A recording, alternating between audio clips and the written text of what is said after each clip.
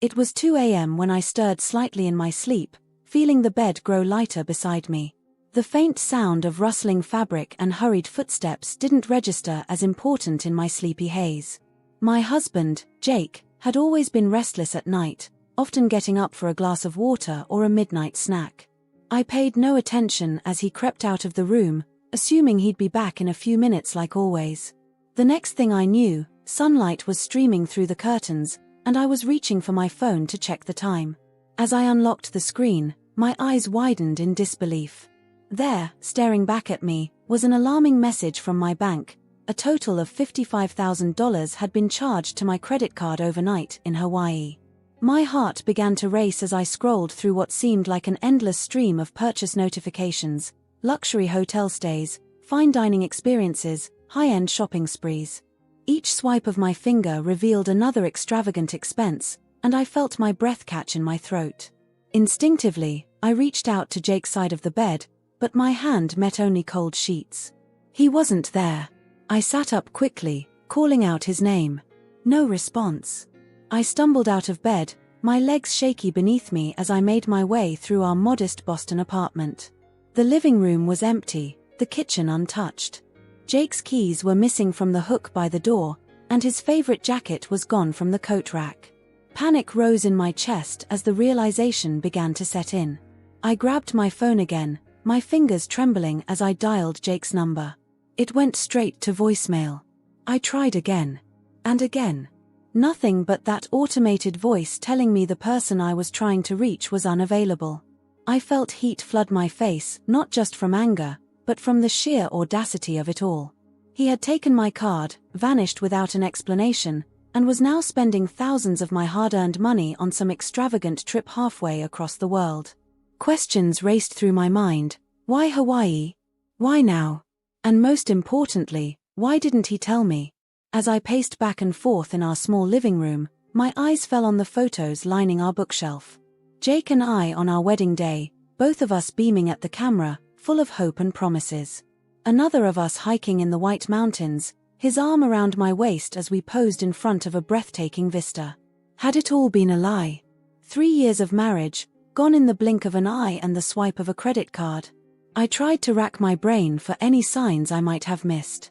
Had Jake been acting strange lately?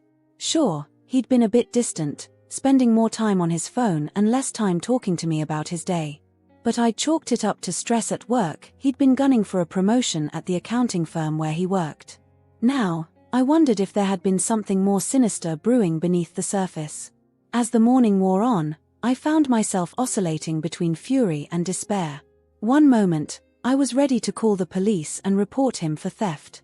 The next, I was curled up on the couch, sobbing into a pillow, wondering what I'd done wrong to drive him away like this. It was nearing noon when another notification from my bank app caught my attention. I almost didn't want to look, afraid of what new expense I might find. But as I opened the message, my blood ran cold. The last notification read, "Luxury boutique purchase, approved. $8,750. Buyer, Linda Kensington." Linda Kensington. My mother-in-law. The pieces started to fall into place, and a new wave of betrayal washed over me.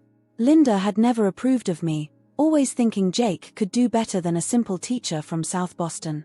She'd made no secret of her disdain for my background, my career choice, even the way I dressed. And now, it seemed, she was with Jake in Hawaii, spending my money on God knows what. I felt like I was in some kind of twisted nightmare. My husband and his mother, gallivanting across the Pacific, draining my bank account dry. The audacity, the betrayal, it was almost too much to bear. As the day wore on, I found myself going through the motions in a daze. I called in sick to work, unable to face a classroom full of eager third graders when my own life was falling apart. I tried Jake's number a few more times, each attempt more futile than the last. I even considered calling Linda, but the thought of hearing her smug voice on the other end of the line made me feel physically ill. Instead, I spent hours on the phone with my bank, trying to dispute the charges and freeze my accounts. The customer service representative was sympathetic but ultimately unhelpful. Since Jake was an authorized user on the card, There wasn't much they could do unless I wanted to file a police report for theft. A police report. The words echoed in my head. Was I ready to take that step? To officially label my husband a thief? Part of me wanted to, the part that was hurt and angry and wanted justice. But another part, the part that still loved him despite everything, hesitated. As night fell, I found myself sitting on our bed, surrounded by photo albums and mementos from our life together. Our first date at that little Italian place in the North End. The weekend trip to New York City where Jake had proposed in Central Park. The countless little moments that had made up our life together. Had it all been a lie? Or had something changed? I couldn't help but wonder if this was some kind of midlife crisis, even though Jake was only 32. Maybe he'd felt trapped, suffocated by the routine of our life. But if that was the case, why hadn't he talked to me about it? We'd always prided ourselves on our open communication. Or at least, I thought we had. As I flipped through the pages of our wedding album, my eyes landed on a photo of Jake and Linda. They were dancing at the reception, both laughing at some private joke. I remembered feeling a pang of jealousy at the time, wishing I had that kind of relationship with my own mother. Now, looking at the photo, I saw something different. There was a complicity there, a shared secret that I'd been blind to. Had they been planning this all along? Was I just a pawn in some grand scheme? The questions swirled in my mind, each one more painful than the last. As the clock ticked past midnight, marking 24 hours since Jake had disappeared, I made a decision. I couldn't just sit here, wallowing in self-pity and confusion. I needed answers, and I needed them now. With shaky hands, I pulled out my laptop and started searching for flights to Hawaii. If Jake and Linda thought they could just run away and leave me in the dust, they had another thing coming. I was going to find them, confront them, and get the truth, no matter what it took. As I booked my ticket, a strange calm settled over me. The hurt and betrayal were still there, bubbling beneath the surface, but they were overshadowed by a new emotion, determination. I was done being the victim in this story. It was time to take control. Little did I know, as I packed my bags and prepared for the confrontation ahead, that things were about to take an even more unexpected turn. The disappearing act was just the beginning, and the revelations that awaited me in Hawaii would change everything I thought I knew about my life, my marriage, and the people I thought I could trust. For 2 long, agonizing days, I heard nothing but radio silence. No texts, no calls, not a single sign of Jake or his mother, Linda. I barely slept, cycling between seething anger and utter disbelief. The world around me seemed to move in slow motion as I grappled with the reality of my situation. How could he do this, disappear with my money and take his mother on a shopping spree in Hawaii? I tried to go about my daily routine, but everything felt off. Teaching my 3rd grade class became an exercise in autopilot. I'd catch myself staring blankly at the colorful alphabet charts on the walls, my mind wandering to white sandy beaches and luxury hotels halfway across the Pacific. My colleagues noticed something was wrong, but I couldn't bring myself to explain. How do you tell people that your husband has essentially robbed you and run off to paradise with his mother? In the evenings, I'd come home to our empty apartment, the silence deafening. I'd find myself standing in front of Jake's closet, running my fingers over his shirts, trying to understand what had gone wrong. Had I missed some crucial sign? Was there something I could have done differently? I spent hours poring over our bank statements, tracking every purchase, every extravagant meal, every designer shopping spree. Each transaction felt like a personal betrayal, a slap in the face. I thought about the vacation we'd been planning to the Grand Canyon, the home renovation projects we'd discussed, the future we'd been saving for. All of it, gone in a flash of tropical sun and luxury living. As the second day dragged on, I started considering my next steps. Should I call the police? File a report for theft? The thought made my stomach churn. Despite everything, a small part of me still hoped there was a reasonable explanation for all this. That Jake would walk through the door with an apology and a good reason for his disappearance. I even thought about calling Jake's workplace, wondering if they knew anything about his sudden absence. But the idea of admitting to strangers that my husband had vanished with my credit card was too humiliating to bear. Just as I was on the verge of freezing all our accounts and making that dreaded call to the authorities, I heard it. The unmistakable sound of a key turning in the lock of our front door. My heart leaped into my throat as I rushed from the bedroom to the living room, a mix of relief, anger, and anxiety coursing through my veins. The door creaked open, and there he was. Jake walked in like nothing had happened, his face tanned and relaxed, stretched into what I can only describe as a smug smirk. I stood there, frozen, as he casually dropped his bags onto the floor. And then, as if this surreal scene wasn't enough, Linda followed him in, equally smug, her arms overflowing with designer shopping bags. "Baby," Jake cried cheerfully, his voice dripping with false enthusiasm. "Thanks for the presents. Hawaii was amazing." He slung an arm around Linda and let out a laugh that sent chills down my spine. "We had so much fun with your card, Barinia. Ha ha ha." I felt like I'd been slapped. Barinia. Little donkey. It was a Portuguese term of endearment Jake had picked up from his Brazilian co-worker, one he'd used playfully in the past. But now, in this context, it felt like an insult. A mockery of my trust and love. Linda cackled beside him, her eyes twinkling with amusement as she surveyed our modest apartment. "Oh, honey," she cooed, her voice sickeningly sweet, "you should have seen the hotels we stayed in. Much nicer than this quaint little place." I stood there, rooted to the spot, trying to process the scene before me. They were acting as if this was all some big joke, a prank that I should find amusing. The audacity of it all was staggering. Jake sauntered over to the fridge, pulling out a beer as if it was just another day. "You wouldn't believe the restaurants we tried, babe," he said, popping the cap off. "Five-star dining every night. You really missed out." I found my voice then, small and shaky. "Missed out? Jake, you disappeared. You took my credit card. I've been worried sick." He had the audacity to look surprised. "Worried? Come on, it was just a little surprise trip. You're always saying I should spend more time with my mom." Linda chimed in, dropping her bags on our couch without a care. "That's right, dear. A mother-son bonding experience. You should be happy for us." I felt like I was in the Twilight Zone. Was this really happening? Were they really standing here, in our living room, acting like what they'd done was perfectly normal? "Happy?" I echoed, my voice rising.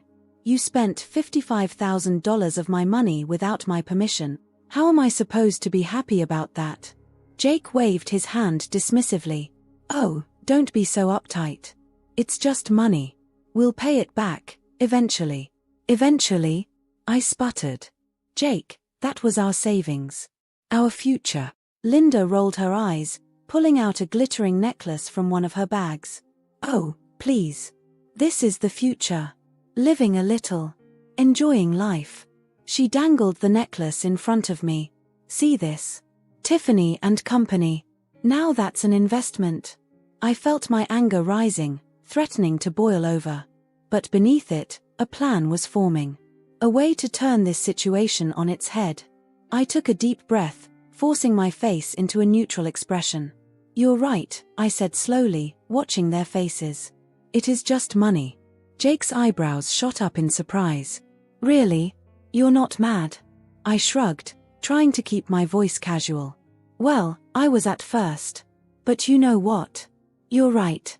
It's time we started living a little." Linda looked suspicious, her eyes narrowing. "What are you playing at, girl?" I smiled, the gesture not quite reaching my eyes. "Nothing. I just realized, life's too short to worry about money, right? In fact." I paused for effect. "I think I might book myself a little trip too. Maybe to Europe. I've always wanted to see Paris." Jake's face fell slightly. "Wait, what? But we just got back. And we spent all that money." I waved my hand, mimicking his earlier dismissive gesture. "Oh, don't be so uptight, Jake. It's just money, right?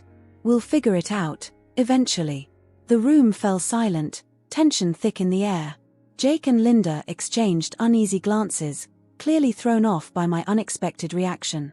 I could see the wheels turning in their heads, trying to figure out if I was bluffing or if I'd truly lost my mind. "Now," I said, clapping my hands together, Why don't you two tell me all about your trip?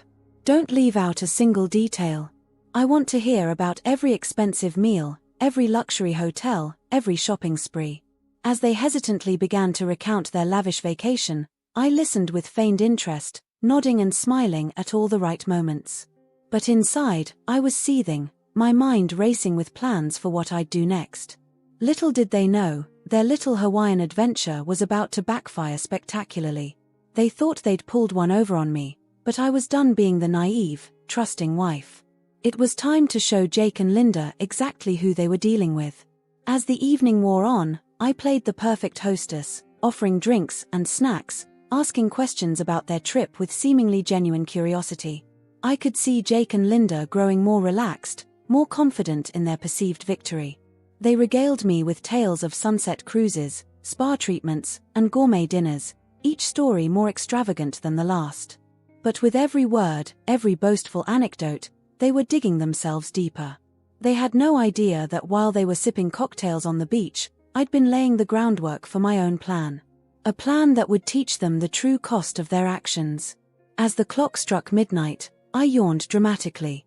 Well, this has been fascinating, but I think it's time for bed. We all have work tomorrow, after all. Jake and Linda exchanged another glance. Work? Jake said hesitantly. But, don't you want to talk about, the money? I shrugged, already turning towards the bedroom. Like you said, Jake. It's just money. We'll figure it out, eventually.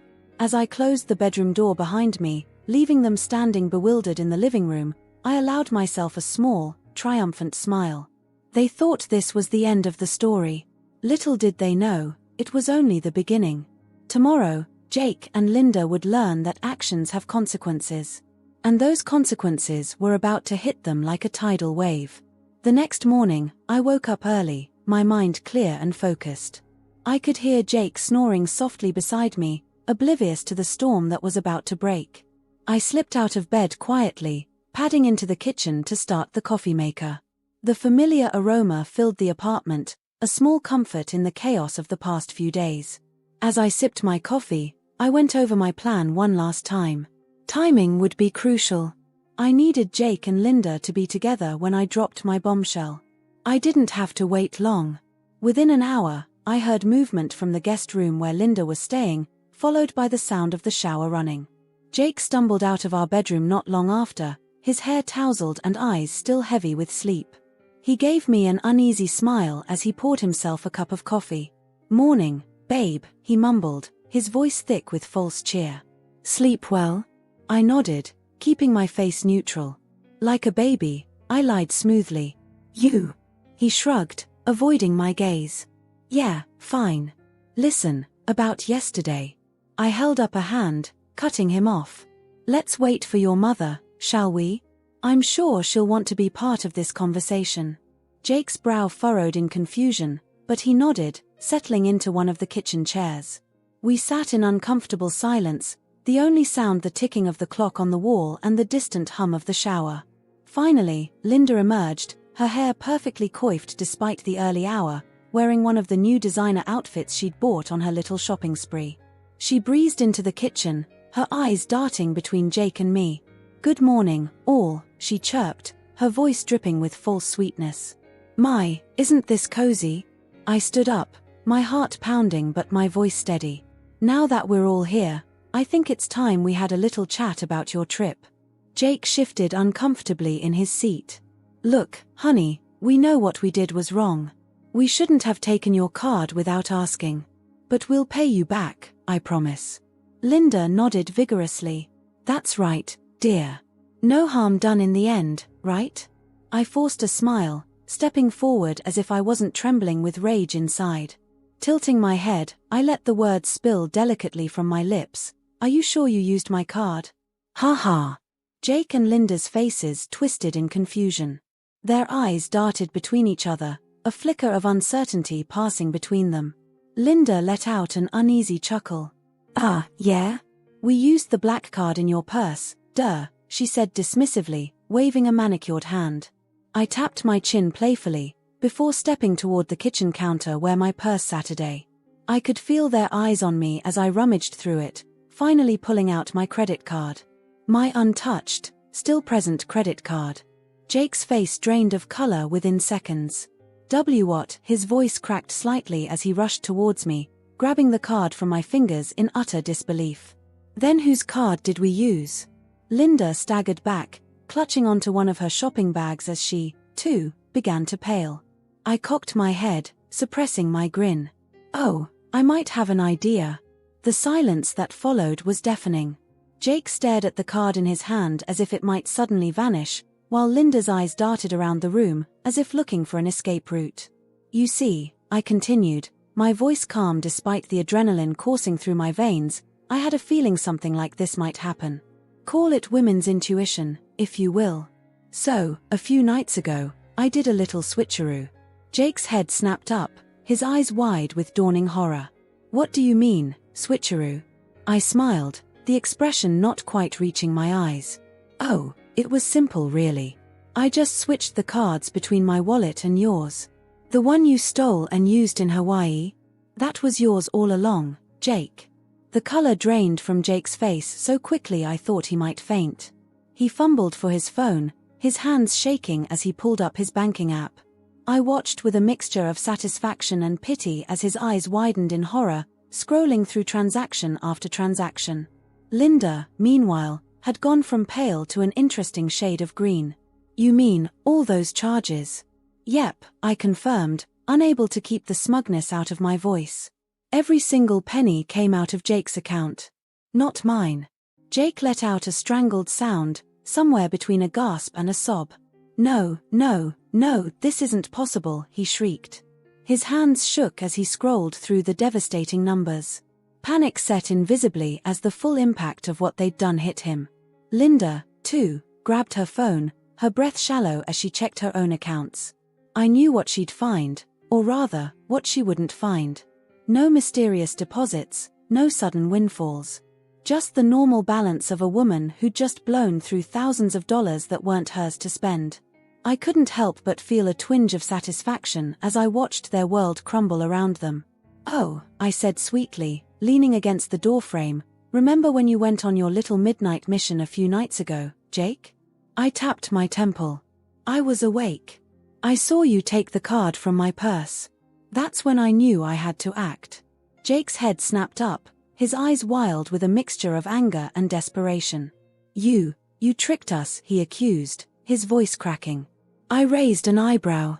Tricked you? Into stealing your own money? I don't think that's how it works, Jake. Linda wasn't faring any better. Her perfectly made-up face was a mask of fury and fear. You stupid girl, she spat, taking a step towards me. Do you have any idea what you've done? I held up a hand, stopping her in her tracks. I think the question is, do you have any idea what you've done? You stole from your own son. You maxed out his credit cards, drained his savings. All for what? A few days of luxury? The weight of their actions seemed to crash down on them all at once. Jake slumped into a chair, his head in his hands, while Linda leaned heavily against the kitchen counter, her breath coming in short gasps. What are we going to do? Jake mumbled, his voice muffled by his hands. I shrugged, my sympathy for them long since evaporated. That's not my problem, Jake. You made your bed, a very expensive bed in a luxury Hawaiian resort, I might add, and now you have to lie in it. Linda's head snapped up, her eyes narrowing. You can't just leave us like this, she hissed. We're family. I laughed, the sound harsh even to my own ears. Family? Is that what you call this? Stealing from me, insulting me, treating me like I'm some kind of fool? No, Linda. This isn't how family treats each other. Jake looked up, his eyes red-rimmed and desperate. Please, baby. We'll figure this out. We'll pay it all back. Just, help us. For a moment, I felt a flicker of the love I'd once had for him. But then I remembered the past few days, the fear, the betrayal, the casual cruelty of their actions. My resolve hardened. I'm not the one who needs to figure anything out, Jake, I said, my voice firm. You two cooked up this little scheme. You can deal with the consequences. As I turned to leave the kitchen, I heard Linda's shrill voice behind me. You can't do this. We'll tell everyone what you did. How you tricked us. I paused in the doorway, looking back over my shoulder. Go ahead, I said coolly. Tell them how you stole a credit card, flew to Hawaii, and spent thousands of dollars. Tell them how you only realized it was your own money after you'd blown through all of it. See how much sympathy you get. With that, I walked out, leaving them to grapple with the mess they'd made. As I closed the bedroom door behind me, I could hear their voices rising, blame and accusations flying back and forth. But for the first time in days, I felt a sense of peace. The tide had turned. And as I began to pack my bags, I knew that this was just the beginning of a new chapter in my life. One where I was in control, where I wouldn't let anyone take advantage of me ever again. Little did Jake and Linda know, I had one more surprise up my sleeve. One that would change everything, once and for all. The realization hit Jake and Linda like a tidal wave, washing away their smug expressions and leaving them pale and shaken. Jake fumbled with his phone, his fingers trembling as he quickly opened his banking app. I watched, a mix of satisfaction and pity swirling in my chest, as his eyes widened in horror. Within seconds, he let out a strangled gasp, nearly dropping the device. No, Jake muttered, his voice barely above a whisper. He looked up at me, his face a mask of disbelief and dawning terror. This can't be right. It's impossible. But it was possible, and it was happening. Every single charge, the lavish restaurant bills, the indulgent spa treatments, the designer clothes, the luxury hotel rooms, had been deducted from his own account. The extravagant Hawaiian getaway that was supposed to be at my expense had, in fact, decimated Jake's finances. Linda, still clutching one of her many shopping bags, stumbled backwards until she hit the kitchen counter. What's going on? She demanded, her voice shrill with panic. Jake, what is she talking about? Jake couldn't seem to form words. He just kept staring at his phone, scrolling through the endless list of transactions, each one driving home the magnitude of their mistake. I could almost see the memories flashing before his eyes, every swipe of the card, every signature, every casual dismissal of the mounting costs. Why don't you check your own account, Linda? I suggested, my voice calm despite the turmoil of emotions inside me. I'm sure you'll find it quite illuminating. With shaking hands, Linda pulled out her own phone. As she navigated to her banking app, I saw the color drain from her face. This is impossible, she whispered, echoing her son's words. I couldn't help but feel a twinge of satisfaction as I watched their world crumble around them. Oh, I said, leaning against the doorframe, remember when you went on your little midnight mission a few nights ago, Jake? I tapped my temple. Before bed, I switched the credit cards between my wallet and yours. The one you stole and used in Hawaii was yours all along. Linda let out a strangled sob, her perfectly manicured hand flying to her mouth. You mean, yes, I interrupted, unable to hide my satisfaction.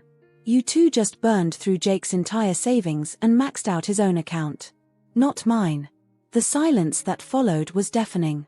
Jake slumped into a chair, his head in his hands, while Linda seemed frozen in place, her eyes darting between her phone, Jake, and me.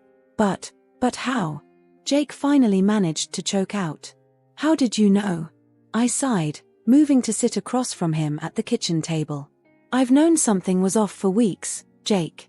The late-night phone calls, the secretive texts, the way you changed the subject whenever I brought up our finances. I didn't want to believe you'd do something like this, but I had to protect myself, just in case. Linda finally found her voice, and it was filled with venom. You conniving little, careful, Linda, I cut her off, my voice sharp. You're not exactly in a position to be throwing accusations around right now.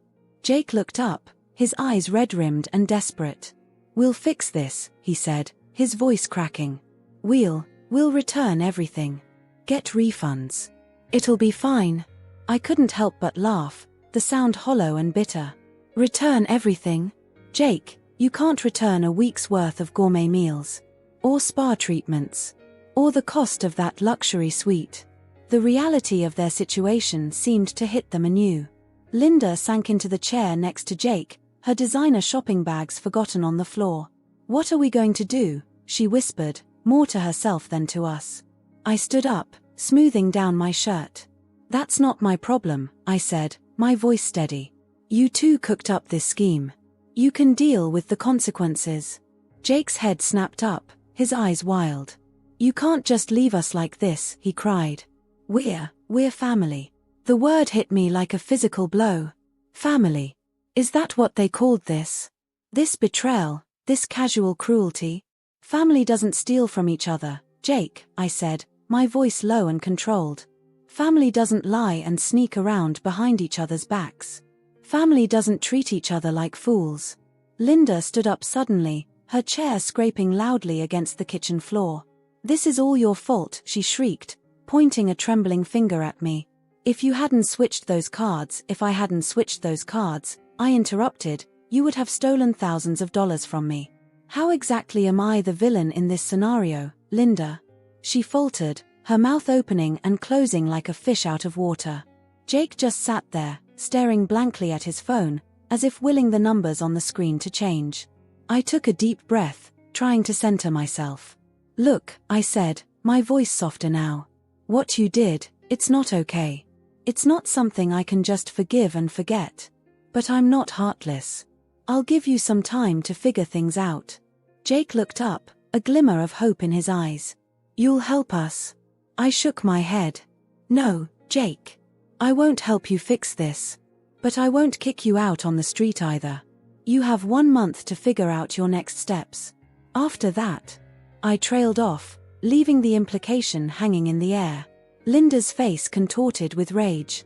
"You ungrateful little..." "That's enough, Mom," Jake cut her off, his voice tired and defeated. He looked at me, and for a moment, I saw a flicker of the man I'd fallen in love with. "Thank you," he said quietly. "We don't deserve your kindness." I nodded, not trusting myself to speak. Then, without another word, I turned and walked out of the kitchen, leaving them to grapple with the mess they'd made. As I closed the bedroom door behind me, I leaned against it, finally allowing the tears I'd been holding back to fall. It wasn't supposed to be like this. We were supposed to be partners, to face life's challenges together. Instead, I found myself alone, betrayed by the two people I should have been able to trust most in the world. But as I wiped away my tears, I felt a strange sense of calm settle over me. For the first time in a long time, I was in control of my life. No more walking on eggshells, no more doubting myself, no more putting my needs last. I moved to the closet, pulling out a suitcase. As I began to pack, I couldn't help but think about the future. It was uncertain, yes, but it was mine.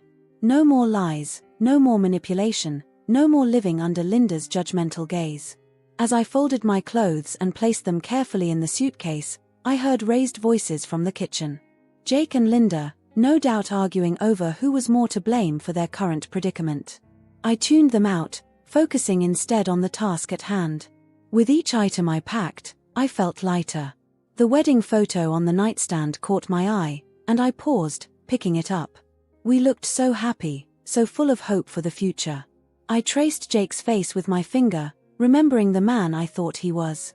Then, with a small sigh, I placed the photo face down in the drawer. That chapter of my life was over. As I zipped up my suitcase, I heard a tentative knock on the door. "Come in," I called, my voice steady. Jake poked his head in, his eyes red and puffy. Where are you going?" he asked, his voice small. I straightened up, meeting his gaze. "I'm going to stay with my sister for a while," I said. "I think we all need some space to figure things out." He nodded, his shoulders slumping. "I'm so sorry," he whispered. "I never meant for any of this to happen."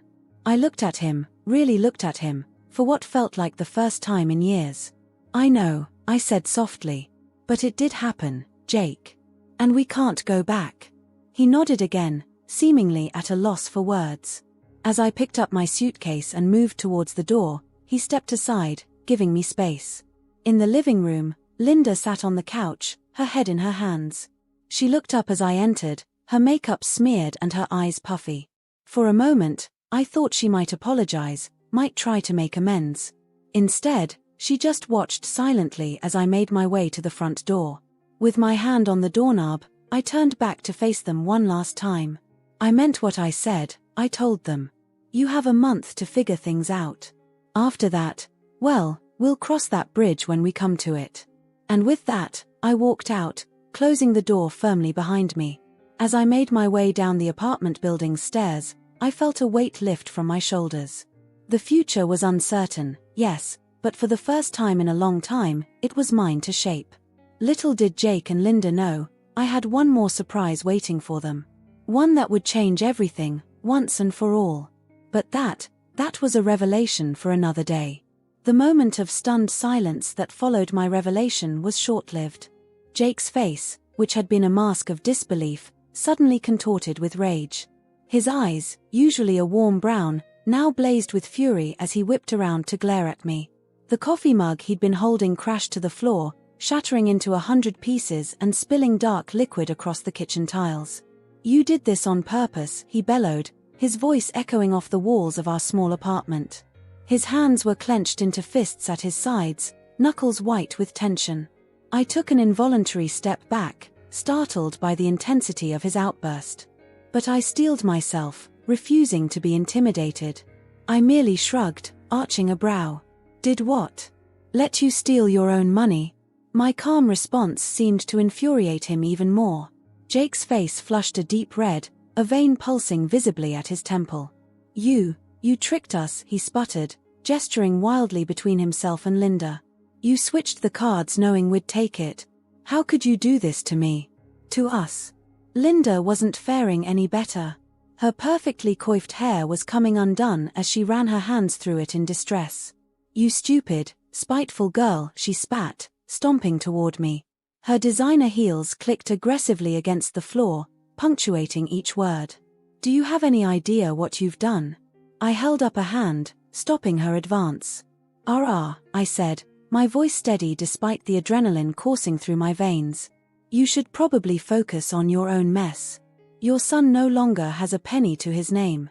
Jake let out another roar of frustration, turning to pace the small confines of our kitchen. He looked like a caged animal, dangerous and unpredictable. "This isn't fair," he cried, his voice cracking with emotion. "You tricked me. Us." I let out a cold laugh, the sound surprising even me. "Fair?" I echoed, stepping closer to him. My fear was giving way to a righteous anger that had been building for days. "You stole from me. You called me a Barinya. You vanished without a word while I sat here panicking, wondering where my husband had disappeared to." "Fair?" I leaned in, my voice dropping to a whisper. "No, Jake. This is justice." The weight of his actions seemed to come crashing down all at once. Jake's shoulders slumped, and for the first time, he looked small. Defeated. He slumped against the kitchen counter, sliding down until he was sitting on the floor, his head in his hands. Linda, however, was not ready to concede. Her eyes, so like Jake's but colder, harder, darted between her son and me. "This is all your fault," she hissed, jabbing a perfectly manicured finger in my direction. "If you had just been a better wife, a better daughter-in-law, none of this would have happened." I felt a laugh bubble up in my throat, but it came out as more of a strangled sob. "My fault? How exactly is this my fault, Linda? Did I force you to take that credit card? Did I make you book that trip to Hawaii? Did I hold a gun to your head and make you spend thousands on designer clothes and luxury hotels?" Linda's face contorted with rage. You. She sputtered, seemingly at a loss for words. Then, as if a switch had been flipped, she turned on Jake. "This is your fault," she shrieked, rounding on her son. "You're the one who came up with this stupid plan." Jake's head snapped up, his eyes wide with disbelief. "Me? You're the one who said we deserved a vacation. You're the one who kept pushing for more expensive restaurants, more shopping trip." I watched in a sort of detached fascination as mother and son turned on each other, their voices rising in pitch and volume as they hurled accusations back and forth. It was like watching a tennis match, if the tennis ball was made of blame and the rackets were ego and self-righteousness. "You said she'd never notice," Linda cried, her voice shrill. "You said we'd pay it back before she even saw the bill," Jake retorted. "Well, if you hadn't married such a conniving little, don't you dare blame her for this, Mom. We're the ones who." I tuned out their bickering, my mind racing. This was it. The moment when everything fell apart. The carefully constructed facade of our happy family was crumbling before my eyes, revealing the rot that had been festering beneath the surface for years. As their argument reached a fever pitch, I quietly slipped out of the kitchen and into our bedroom. I could still hear their muffled shouts as I closed the door behind me, leaning against it and closing my eyes. I took a deep breath, trying to center myself. When I opened my eyes, they fell on the framed photo on our dresser. It was from our wedding day, Jake and I, flanked by our families, all smiles and laughter. Linda stood next to Jake, her arm looped through his, a proud smile on her face. How had we gone from that to this? I moved to the closet, pulling out a small suitcase. As I began to pack, I could hear the argument in the kitchen dying down, replaced by hushed, urgent whispers. They were probably trying to figure out how to fix this mess, how to smooth things over and go back to the way things were. But there was no going back. Not now. Not ever. I was nearly finished packing when there was a soft knock at the door. "Come in," I called, my voice steadier than I felt. The door opened slowly, revealing Jake. He looked broken. His hair was a mess, his eyes red-rimmed and puffy. "Where are you going?" he asked, his voice barely above a whisper. I zipped up the suitcase before turning to face him. "I'm leaving, Jake. I can't do this anymore." He took a step forward, his hand outstretched. "Please, baby. We can fix this. I'll get a loan. I'll work 2 jobs. We'll pay everything back, I promise." I shook my head, feeling a lump form in my throat. "It's not about the money, Jake. It's about trust. It's about respect. You broke both of those things, and I don't know if they can be repaired." Jake's face crumpled, and for a moment, I saw a glimmer of the man I'd fallen in love with. "I'm so sorry," he whispered, a tear sliding down his cheek. "I never meant for any of this to happen. I wanted to make Mom happy. I wanted to be the son she always wanted me to be." I felt my resolve wavering for a moment. But then I remembered the past few days, the fear, the betrayal, the casual cruelty of their actions. My heart hardened once more. "I'm sorry too, Jake," I said, picking up my suitcase. "But sometimes, sorry isn't enough." As I moved towards the door, Jake stepped aside, his shoulders slumped in defeat. In the living room, Linda sat on the couch, her head in her hands. She looked up as I entered, her mascara smeared and her eyes puffy. "Where do you think you're going?" she demanded, her voice hoarse from all the shouting. I paused at the front door, my hand on the knob. "I'm leaving, Linda. I think it's best for everyone if I'm not here right now." She stood up, her eyes flashing. "You can't just leave. What about Jake? What about this family?" I turned to face her fully, feeling a strange calm settle over me. "This stopped being a family the moment you two decided to betray my trust. Jake is an adult. He made his choices, and now he has to live with the consequences." Linda's face contorted with rage once more. "You ungrateful little, that's enough, Mom," Jake interrupted, his voice tired and defeated. He looked at me, and I saw a flicker of understanding in his eyes. "Go," he said softly. "You're right. I need to face the consequences of my actions." I nodded, not trusting myself to speak. Then, without another word, I opened the door and stepped out into the hallway. As I made my way down the stairs of our apartment building, I felt a strange mix of emotions washing over me. Sadness, anger, relief, fear, they all swirled together in a confusing maelstrom. But beneath it all, there was a sense of liberation. For the first time in a long time, I was making a choice for myself. No more walking on eggshells, no more putting my needs last, no more living under the shadow of Linda's disapproval. As I stepped out onto the street, the warm summer sun on my face, I took a deep breath. The future was uncertain, yes. But it was mine. And for now, that was enough. Little did Jake and Linda know, this wasn't the end of the story. I had one more card up my sleeve, one final revelation that would change everything. But that was a story for another day. As the dust began to settle from our explosive confrontation, I could see the gears turning in Jake and Linda's heads. They were scrambling, trying to find a way out of the mess they'd created. Linda turned toward Jake, her expression morphing from shock to pure anger in the blink of an eye. "You idiot," she shrieked, slapping Jake's arm with enough force to make him wince. "How could you let this happen?" Jake's eyes widened in disbelief. "Me," he wailed, his voice cracking with the strain of the past hour. "You're the one who kept buying everything in sight." I watched their back and forth, feeling strangely detached from the scene unfolding before me. It was like watching a play, a tragicomedy where I knew the ending but the actors were still fumbling through their lines. As their argument exploded into a full-blown shouting match, I calmly walked past them, picking up my car keys and purse from the side table. The weight of the keys in my hand felt reassuring, grounding me in the moment. "By the way," I called over my shoulder, my voice cutting through their bickering like a knife, "I already divorced you." The silence that followed was so complete, so absolute, that you could have heard a pin drop. It was as if someone had hit the pause button on the world. Jake's head snapped toward me, his face a mask of confusion and dawning horror. What?" he choked out, his voice barely above a whisper. I turned back to face them, taking in the tableau of shock and disbelief. Linda's mouth hung open, her perfectly applied lipstick now smeared from her earlier outburst. Jake looked like he'd been hit by a truck, his eyes wide and uncomprehending. With deliberate slowness, I fished a neatly folded piece of paper out of my purse and dropped it onto the counter. The soft thud it made seemed to echo in the silent room. "Signed. Filed. Finalized." I smiled pleasantly, watching as the reality of the situation slowly dawned on them.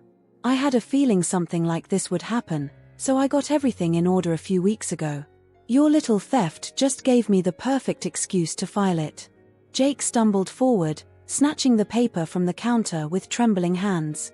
His eyes darted back and forth as he read, growing wider with each line. This can't be real," he muttered, more to himself than to anyone else. Linda peered over his shoulder, her face growing paler by the second. "How is this possible?" she demanded, her voice shrill. "You can't just divorce someone without them knowing." I leaned against the doorframe, crossing my arms. "Oh, but you can, Linda. It's called a default divorce. When one party fails to respond to divorce papers within a certain time frame, the court can grant the divorce without their input. And Jake here," I nodded towards him, "has been far too busy planning your little Hawaiian getaway to check his mail properly." Jake looked up from the paper, his face ashen. But I never received any divorce papers," he stammered. I shrugged, feeling a twinge of guilt that I quickly suppressed. "They were sent to your office. You know, the place you haven't been going to regularly for the past month. I'm guessing they're sitting in a pile on your desk right now, along with all the other mail you've been ignoring." The realization hit Jake like a physical blow. He staggered back, collapsing onto the couch. "This can't be happening," he whispered, his voice breaking. Linda, however, was not ready to accept defeat. She rounded on me, her eyes flashing with anger. "You conniving little witch," she spat.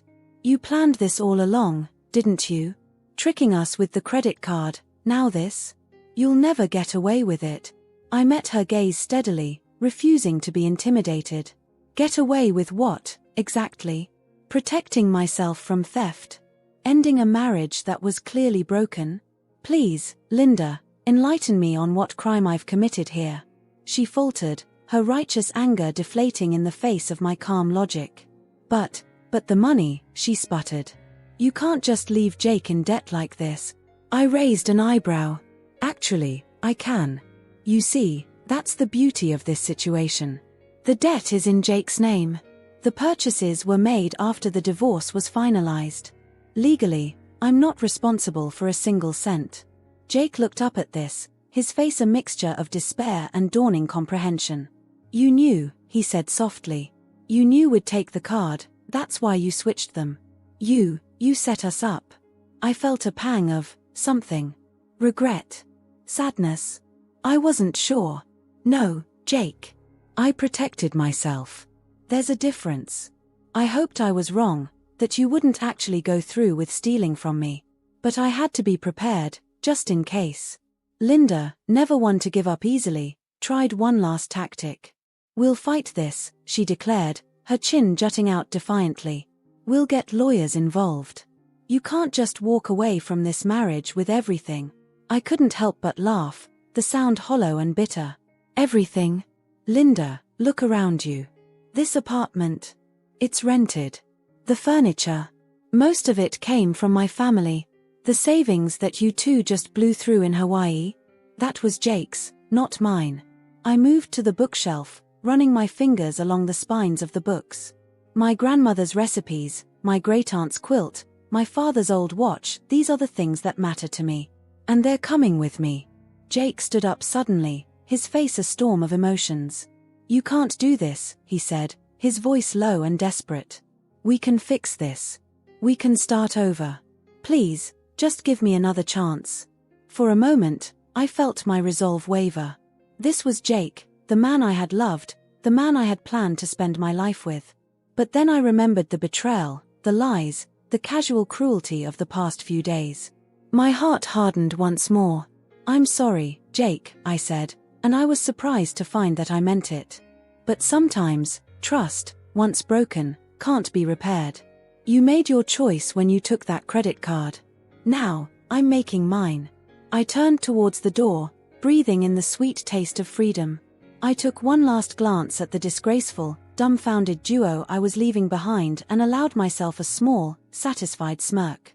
Enjoy your debt, Jake, I said, my hand on the doorknob. I hear Hawaii's lovely this time of year. Maybe you can go back for a visit, once you've paid off your credit cards.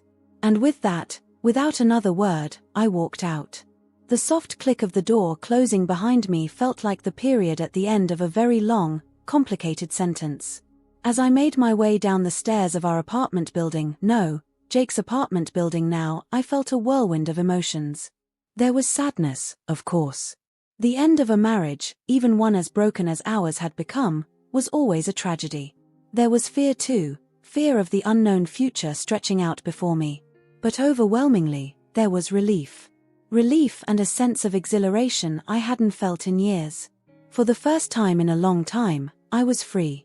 Free from Jake's lies, free from Linda's constant criticism, free from the weight of a relationship that had been slowly suffocating me.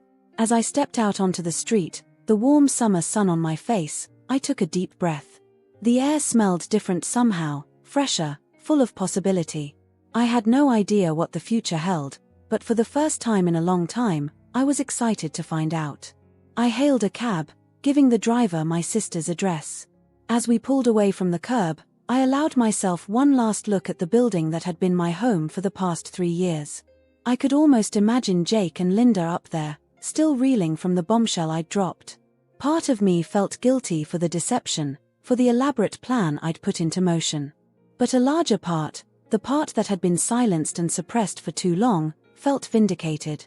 They had tried to take advantage of me, to use me, and in the end, they'd only hurt themselves.